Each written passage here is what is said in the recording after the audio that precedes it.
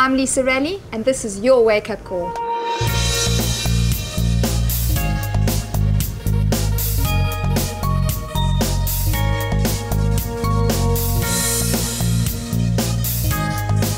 Keep it real, powered by Ned Group Life.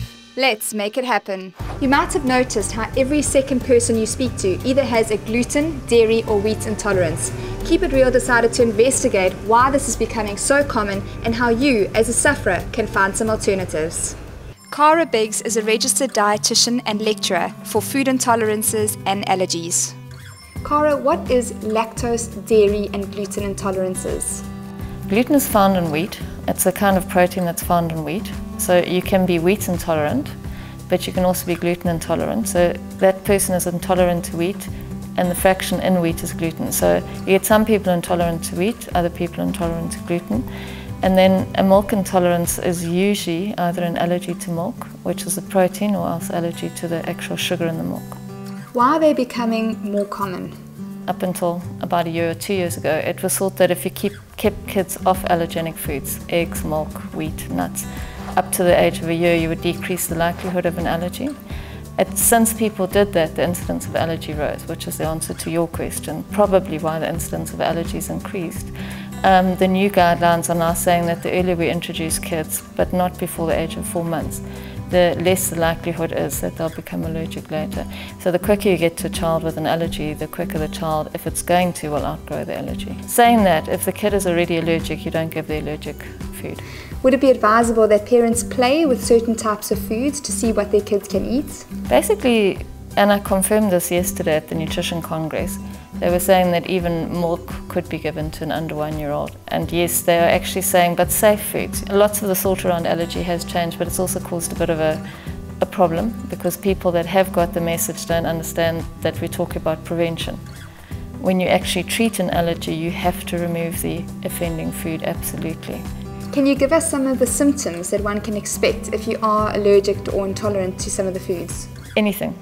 Okay, but the reason being is that the allergic cells are anywhere in the body. The others are obvious: nausea, vomiting, diarrhea, hay fever. To a lesser extent, skin issues. Almost anything can be a food allergy. Is it true that the more that you eat a certain food, the more chance of you becoming allergic to that food? It is still thought that if you're exposed to one food repeatedly, then there's a chance. Like, for example, if you've got a milk allergic child and you feed them soya, so you stop milk and then you go into soya, there is an increased chance that they'll then react to soya. Can you explain to our viewers in simple terms how an allergy actually develops? One of the things we'll look for is a family history. So there's some genetic component. Usually in young infants, the guts are mature, and the feeling is that an undigested or less digested particle of food crosses the gut and the body just says, hello, this shouldn't be here.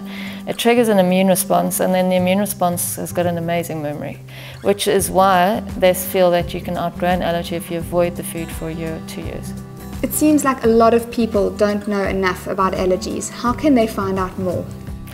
They could have an allergy screen done. First of all, they need to find a doctor or a dietitian who's interested. It's quite a specialised area, but Google the Allergy Society and it'll come up. They've got a brilliant website on all the basic allergies and what to avoid. When it comes to wheat and gluten intolerance, what options do people have for alternatives? There are lots of options now.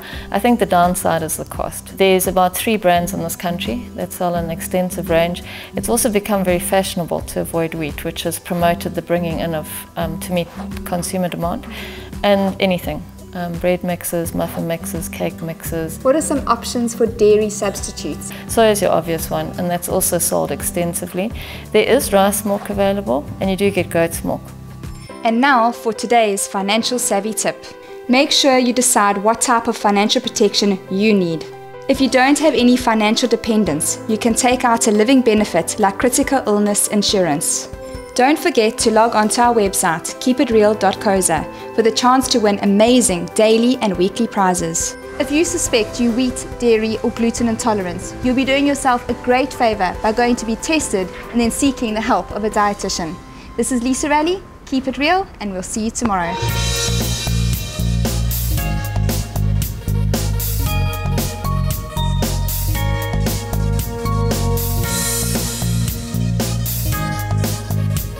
Keep It Real, brought to you by Ned Group Life. Let's make it happen.